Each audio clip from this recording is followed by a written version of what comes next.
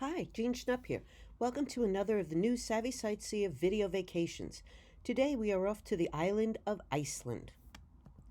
When I first flew into Iceland on a layover stop coming from Europe, I was completely underwhelmed with what I saw, and I had little desire to see anything more than the airport. And there wasn't even much to see in the airport. But every time I asked people for suggestions of where to go next, I heard over and over Iceland. I know popular TV and movies are filmed there, and that's what piqued people's interest in the country. But it was the first hand raving reviews of the scenery that prompted me to take another look, and I'm glad I did. The aerial view isn't deceptive. Roughly 80% of the country, which is about the size of Maine, is uninhabitable. It's the least populated country in Europe. About two-thirds of Iceland's 340,000 residents live in and around the capital city, Reykjavik. You can compare that to Suffolk County, which has about 1.5 million people. It wasn't even settled until the mid-9th century, believed originally to be by transient Irish monks, followed by Norwegian settlers. A short visit to Iceland's capital and nearby areas is akin to visiting multiple U.S. national parks in just a few days. There's majestic falls, geothermal pools, black sand beaches, shooting geysers, several UNESCO World Heritage Sites, and spectacular volcanoes. Iceland is one of the most volcanically active places in the world. And it is here where you find the fissure where European and North American tectonic plates meet. With such a diverse and compelling landscape, it's no surprise Iceland has been the backdrop of otherworldly TV shows and movies, including Game of Thrones, Star Wars, James Bond, and Walter Mitty, which has a great scene of Ben Stiller taking an epic skateboard run downhill into town. A custom unique to Iceland is naming children. There are no family names. You are either so-and-so's son or daughter, like Leif Erikson, who was the second son of Eric the Red. That's why often there's a double S in the last name. Also, you keep your own name after marriage. Telephone number listings are organized by first and middle names, and there's a limited number of them from which new parents can choose. It's their way of ensuring the Icelandic identity and language. We'll move on from this first deceptive view of Iceland that I'd had and see how much there is to this island nation. We'll visit the capital and then travel along the two main tour routes, the Golden Circle Loop of historic, geologic, and cultural sites east of Reykjavik, and then go along the southern coast for its beaches and waterfalls. A lot has changed since that first layover. The airport, originally built by the United States military during its occupation of Iceland in World War II, has seen a huge increase in traffic. A terminal built in 1987 has already been renovated repeatedly to handle the increase in volume. Now an estimated 10 million people pass through the airport. Multi-billion-dollar expansions are going on continually. Originally, it operated with only 2 airlines.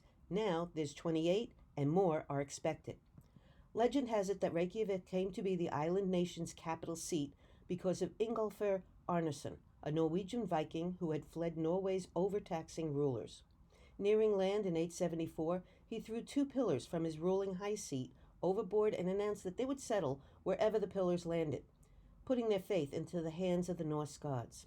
The pillars were eventually found washed ashore at a little bay on the southwest coast. Arnason, considered to be the first settler in Iceland, then named the site Reykjavik, translated as Smoky Bay, the smoke being steam from the geothermal vents. At a square named for the settler, basalt replicas of the historic pillars have geothermal vents attached to expel the steam. Reykjavik, the northernmost national capital in the world and westernmost in Europe, is only a small city, about 106 square miles, smaller than the town of Iceland. But what it lacks in size, it makes up for in character and color. Without the typical construction materials like stone and wood, there's no forest in this region, they used concrete and corrugated iron, which they got by trading sheep and wool with British merchants in the 1860s. Corrugated iron proved to be highly effective for insulation and an ideal durable building material in a sometimes harsh climate. While temperatures are relatively mild, the Gulf Stream keeps it at about in the 50s Fahrenheit during the summer and 30s Fahrenheit in the winter. The winds, though, are very strong and can be very wet. But corrugated iron made most buildings look more like garages. To seem less industrial, residents embellished with a rainbow of color. Icelanders are creative in other ways with their housing. The door on the right isn't real. If you stand there long enough, you realize the cat never moves. And then there's the wall poetry like these on several buildings. I went on a sort of scavenger hunt to find some more. In 2015 and 16, a collaboration between an annual music festival, Iceland Airwaves, and the German art institution, Urban Nation, was formed.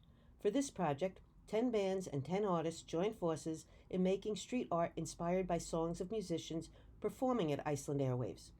The Reykjavik city identified the buildings for the art projects, and an added bonus was that it reduced graffiti.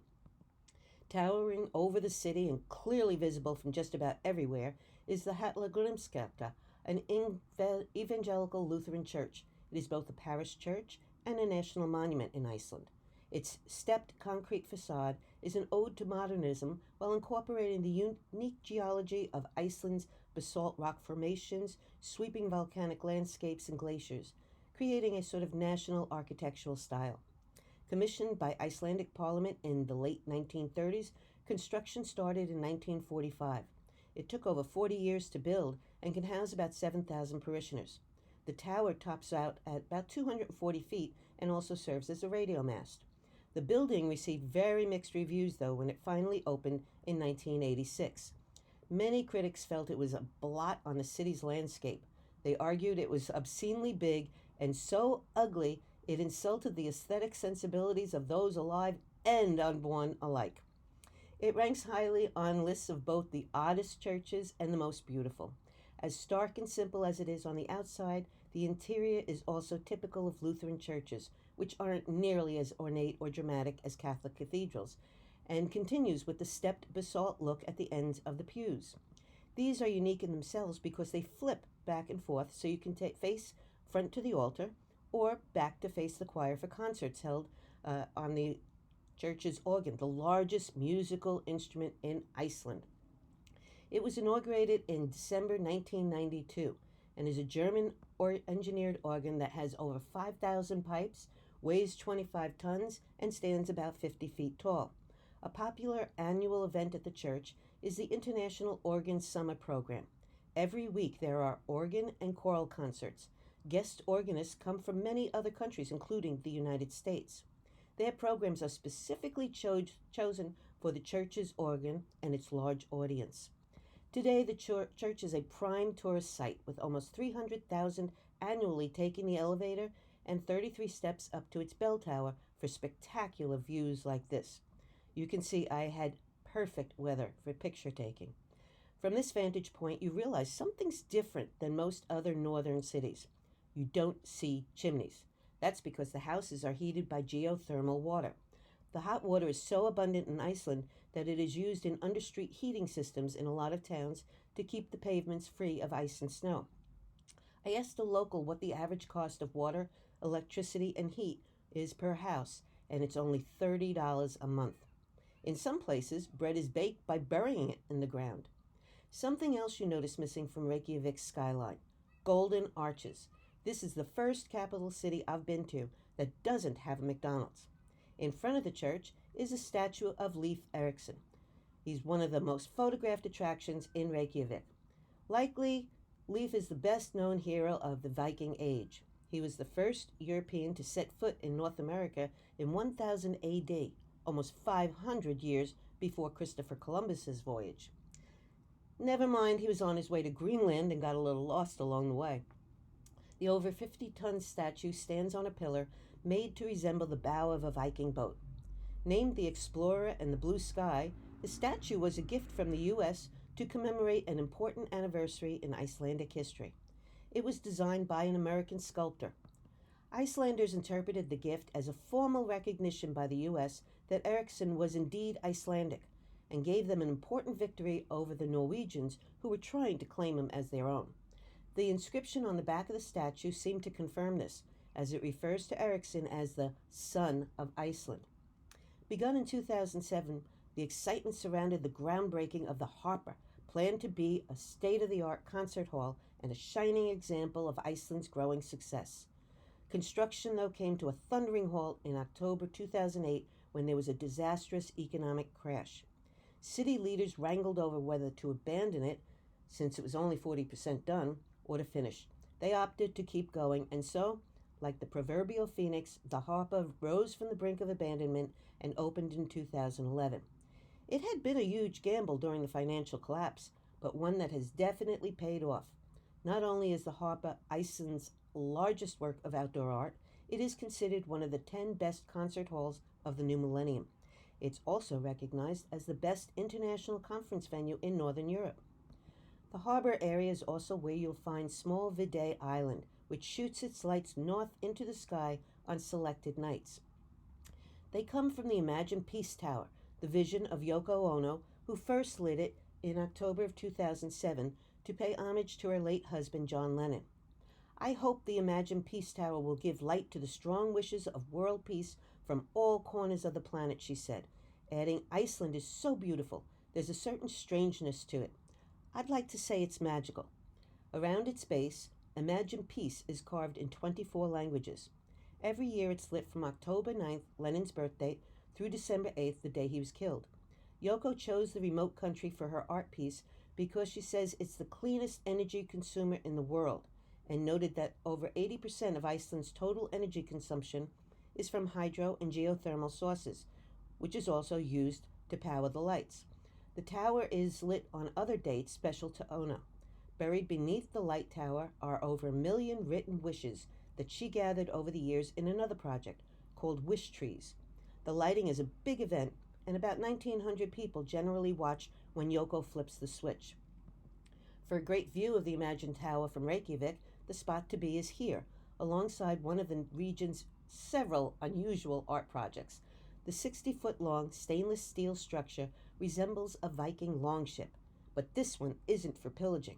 The Icelandic sculptor says the Sun Voyager is a dreamboat and an ode to the sun, holding the promise of undiscovered territory, a dream of hope, progress, and freedom.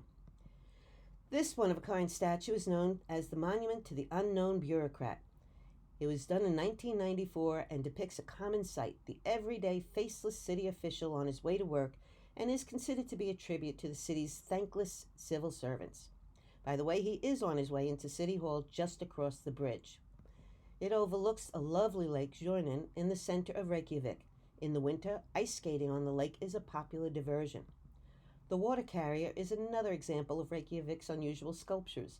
Its 7-foot pyramid form suggests strength and stability, which is important since it depicts the women who carried water year-round to every household in town, regardless of the weather, right up until the municipal water utility finally came online in the 20th century. Icelanders are very proud of their heritage, with a number of very different museums to explain different aspects of it. One of my favorites is the Perlin, which opened in 1991. The building has an immense glass dome that sits on 6 water tanks, 4 of which each carry 4 million liters of geothermal water. All of this is supported by a colossal steel frame, which acts as sort of a giant radiator. In the winter, when it's cold, hot water runs through the frame, while cold water is used in the summertime. The Force of Nature Corner is part of an overall look at the island's ever-changing geology. This immense visual brings to life the shifting face of glaciers, those frozen seas of ice that sit on the highest volcanic peaks. Flash flooding takes on a whole new meaning when a volcano erupts and suddenly melts huge chunks of glacier that flood down the mountainside. The Perlin is very modern, and I love how they use technology here. You can stand on any of the footprints and simply point to a part of the screen, and it will display key information and visuals about that particular spot. There's also a real, albeit man-made ice cave built in one of the Perlin's other 2 huge tanks. It's the first of its kind in the world. It's almost 330 feet long and was built with 350 tons of snow from the Blue Mountains in the southwest part of Iceland. Here you can experience the sounds and smells and cold of a glacial ice cave and learn about its ash layers and deep, dark crevices. In the 6th tank, a planetarium was opened in 2018. Here, the northern lights are guaranteed to make an appearance, even in summer when there's endless daylight outside. And the view from the Perlin's 4th floor observation deck shows how dramatically the church, about a mile away, dominates the cityscape. Hofdi House was built in 1909 and is considered to be one of the most beautiful and historically significant buildings in the Reykjavik area.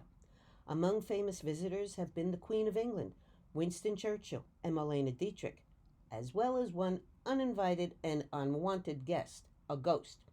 It's said that it created so many disturbances for the British Foreign Ministry, which once owned the house, that it was put up for sale in 1958. The city of Reykjavik bought it and uses it for formal receptions and gatherings. It's best known as the location for the 1986 summit meeting of Presidents Ronald Reagan and Mikhail Gorbachev, an historical event that effectively marked the end of the Cold War between the U.S. and Russia. Once you venture out of the city, you get to countryside very quickly and a wide range of sights. One enormously popular tourist spot is the Blue Lagoon. It's about a 20-minute ride from the airport, so travelers with a layover take the time to enjoy a dip. The man-made spa is filled with warm, turquoise geothermal water. The contrast of blue-green algae, white silica mud at the bottom, and the dark, black lava rocks make it one of Iceland's most visited attractions. In addition to its beauty, the lagoon is believed to have healing powers. The warm water, temperature ranges from 99 to 102 degrees Fahrenheit, calms the central nervous system, improves circulation, and decreases stress levels. The silica mud is supposed to have positive effects on several skin conditions such as psoriasis. It nourishes the skin and deeply cleanses and tightens the pores. You'll also find the horses of Iceland, which are a specialty breed. They are small, strong, and docile because the Vikings only brought the smallest so they could fit in the ships, and the strongest so they could work the hard land. No new horses have been imported to the island since 982 AD, so all that are there are purebreds. For horse-knowledgeable people, these horses fall into a special category. They have 2 more gaits, or how they move, than other horses.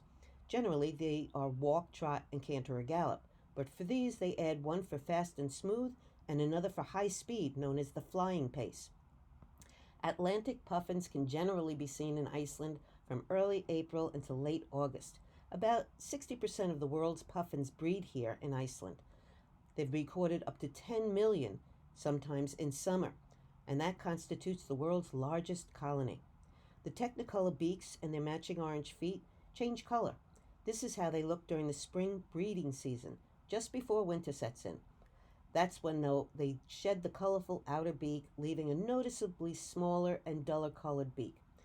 Puffins spend most of their lives out at sea and only return to land to breed. They have a long life and mostly mate for life. Some have been together for 20 years. The female puffin lays 1 egg each spring, and both parents take turns incubating it. After the puffling is about a month and a half old, it is fully fledged and heads out to sea, not to return to land for several years. Although an excellent swimmer, the puffin is a lousy flyer and rests on the waves when not swimming. They struggle to get airborne, beating their wings 300 to 400 times a minute just to stay in flight. They also have trouble landing, often crashing into the water or rolling onto the grass, tumbling into any other puffins that might be in their way. The puffin is not Icelandic's national bird, but it is a sort of unofficial mascot. Icelandic sheep are a special breed too. They are direct descendants of those brought to the island from the early Viking settlers in the 9th and 10th centuries. They have lean, fine-grained meat and a woolly coat that is both light as air and rugged. The settlers had to bring all their animals with them in order to survive. Without sheep milk, meat, and hides, life for Viking ancestors would have been impossible. At the height of summer, sheep outnumber humans 3 to 1.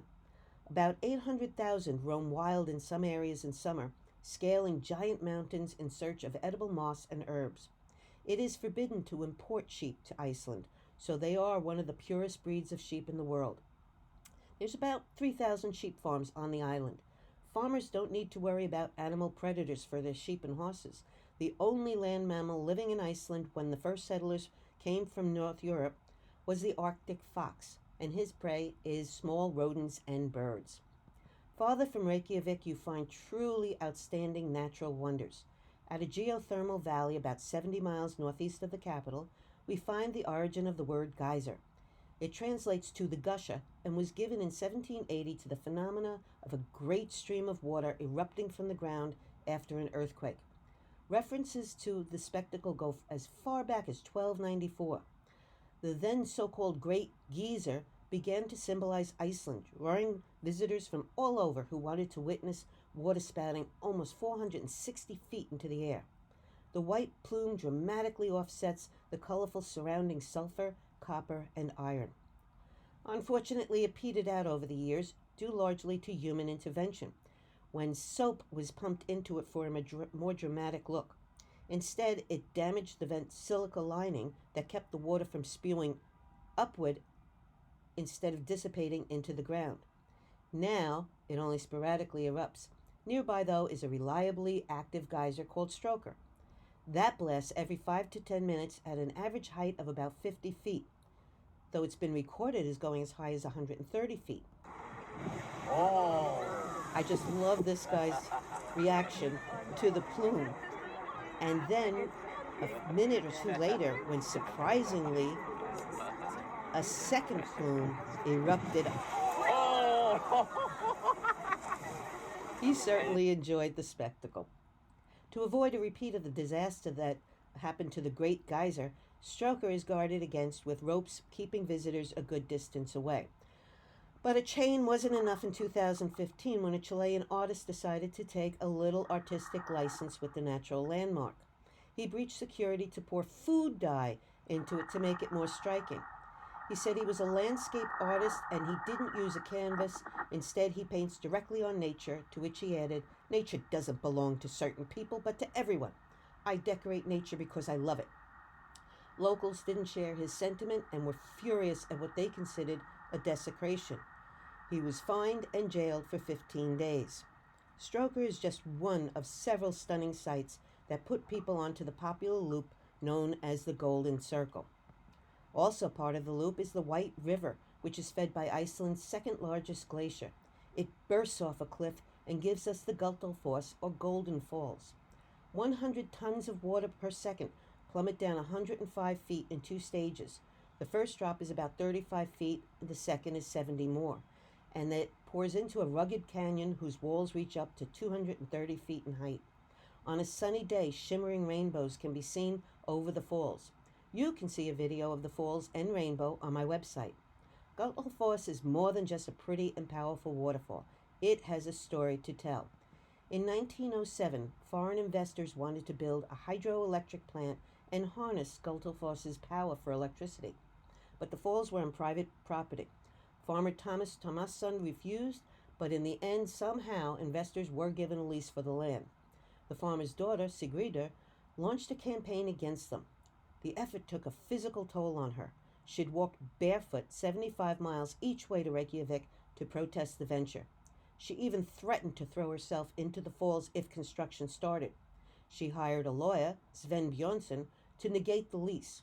A trial lasted years, but while she lost in court, she ultimately won, because by then the investors had run out of money and the lease was vacated. The family later sold the falls to the government and they became property of the Icelandic people. In 1979, Gullfoss was designated a nature preserve to permanently protect it. The lawyer went on to become Iceland's first president, and Sigridur to be considered Iceland's first environmentalist. She is memorialized on this sculpture near the falls. One of the most stunning scenes in the Golden Circle, about 25 miles northeast of Reykjavik, is a 93 square mile park, Thingvellir National Park. In this gorge, you can see where the ever so slow separation of the North American and Eurasian tectonic plates is occurring along the mid-Atlantic ridge. A typical question is whether Iceland is part of Europe or North America. Politically and most importantly culturally, it is very clearly part of Europe. The park became a UNESCO World Heritage Site in 2004 for its deep historical and symbolic associations for the people of Iceland. Chiefs from around Iceland used to meet here annually to deal with government business. It was central and easy for most of the population to get to, and summer gatherings were sort of festival-like. Thingvellir literally translates to assembly plains. As settlers moved to the island, some sort of government was needed. So starting in 930 AD, people would gather here each year at the Law Rock, where a speaker would stand and recite assembly guidelines, outline Icelandic law, recap the prior year's session, and talk about the political matters of the day, making it the world's first democratic parliament. It lost power in 1262 when Iceland united with Norway. The council continued to meet until 1798, but functioned mainly as an appeals court. The area was named a national park in 1930, the millennial anniversary of the parliament. In 1944, leaders issued a proclamation of independence from Denmark on the same spot, and the Republic of Iceland was born on June 17th, which is celebrated today as Icelandic National Day. The parliament still meets but in its new permanent home in Reykjavik. Thingvellir Lake is Iceland's largest natural lake at about 32 square miles with a great depth of 375 feet. Despite the very cold temperatures, a total of 150 types of plants have been found along its floor. Unfortunately, while tourism has brought a boon to Iceland's economy, it has been detrimental to the country's ecosystem. The moss that covers lava rock throughout the park is very delicate, and some have been trampled on by sightseers. Officials say it will likely take decades to fully recover. And heavy metal and coins that people have thrown into a so-called wishing well have seeped into the lake and are now above acceptable levels. Skolgafoss is a waterfall on the south coast of Iceland with a drop of about 203 feet. Legend holds that behind it you can find a chest filled with gold and treasures that was hidden in 900 AD by a Viking settler. But the real treasure is seeing the beautiful falls, and for the determined, a hike up the hill that you can see on the right side of your screen, some 527 steps up a switchback walkway, is rewarded with golden rainbows and dramatic views. If you love such scenery, and especially waterfalls, you will be in eye candy heaven driving along the island's only main route, also known as Route 1 or the Ring Road. The route covers about 828 miles with lots of views, falls, glaciers, fjords, and even a lake that's said to contain a monster, records for which date back centuries before the Loch Ness Monster. If you want to get truly up close and personal with a waterfall, the best is here at Seljalandsfoss. What sets this waterfall apart from others is a pathway that lets you walk between the cliff face and the falls, if you don't mind getting a little wet, especially if the wind is blowing. But be aware, if your guide says, no problem, take the steps to the right and walk counterclockwise behind the cascade, he's not telling you the whole truth.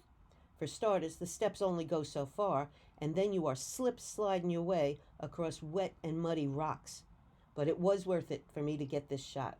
The odd part of this picture is the sort of neon look to the moss. To the naked eye, it didn't look this bright. Back on the bus, I asked one of the other trekkers if their picture had the same odd coloring, and it did. So it just makes the place seem even more magical. More typically, though, the moss looks like this, and it makes for a very eerie landscape around Iceland. Moss dominates where farming is impossible, leading to the stark bleakness that draws movie producers to Iceland for otherworldly settings.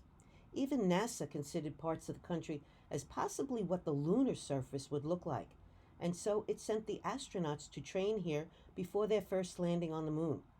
Between 1965 and 67, 9 of the 12 Apollo astronauts came to study geology and practice collecting samples like they would on their mission to the moon.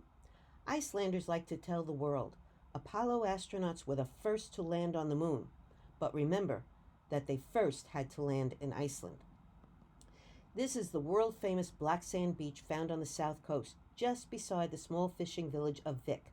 The black sand of the beach was formed when a nearby volcano was still active. The lava floated across the beach, cooled down when it came into contact with the icy seawater, and broke apart. National Geographic has voted this beach as one of the top 10 non-tropical beaches to visit on the planet. Vik is the southernmost town in Iceland and has only about 300 to 400 residents. It's considered to be the warmest place in Iceland, but also the wettest. In Vik is a real one-of-a-kind exhibit, the recreation of an actual flow of lava. The owners had experienced a volcanic eruption in 2010, which they described as an epic battle of fire and ice that utterly mesmerized them with the crushing heat, the deep mysterious sounds, and stark contrast of the bright orange lava fountain against the dark cooling lava and snow-white glacier. they had a light bulb moment to give others a chance to witness the same, but safely and on a schedule. After working with scientists and researchers in upstate New York, they developed the process of heating lava to flow into a trough. On my website, you can watch a video of the melting lava, heated to 2,000 feet, as it flows over the ice, which instantly cools and forms an outer shell through which molten lava still flows. You can listen to the sizzle and imagine the smell of the melting minerals. These angular shapes are the result of lava, which as it cools, forms beautiful geometric columns of hexagonal basalt rock. They form cliffs that can stretch up to 217 feet.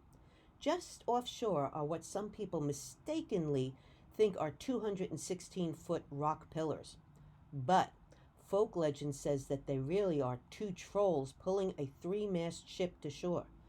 They had been running late and were caught by the sunlight at dawn and turned into stone. Reportedly, this is what happens to trolls when they face daylight. So there they sit just outside the beach forevermore. Icelandic elves and other non-human inhabitants are said to be all around. They're just invisible to most of us. In a survey, 54% of Icelanders note that they either believe in them or say it's possible they exist. About 90% say they are not prepared to say they don't exist at all. So it's no surprise when you come across signs like this. There are many stories about the power and impact of the island's other inhabitants. For example, work on a highway to link a Reykjavik suburb was halted when residents warned it would disturb an elf habitat. A 12-foot high jagged rock, believed to be an elf chapel, was in the path of construction. The elves had been suspected of being behind bulldozer breakdowns and workmen's accidents. The matter was resolved when a local lady, who claims to be able to talk to the elves, mediated, and they agreed to the road as long as their chapel was carefully moved nearby. The highway authority wouldn't say what the exact cost of moving the rock was, but did say it weighed about 70 tons and they had to hire a crane. Interestingly enough, equipment malfunctions seemed to stop after it was moved. A University of Iceland professor of medieval Icelandic literature doesn't dismiss beliefs in unseen Icelanders. She explains the general sentiment. You can't live in this landscape and not believe in a force greater than you. I like to end all of my programs with the words of Dr. Seuss. Sometimes you don't appreciate the moment until it becomes a memory, and I like to add to that to always remember to celebrate the moments and treasure the memories. I hope you've enjoyed the program, and if you'd like to see more of Iceland or any of my European destinations, go to my website. If you have any questions about the program, email me or use the contact page on my website. When libraries are again offering programs, you can check my programs tab to see where I'll be. Until then, visit the library site for more video vacations by Savvy Sightseer. Stay healthy, stay home, and take care.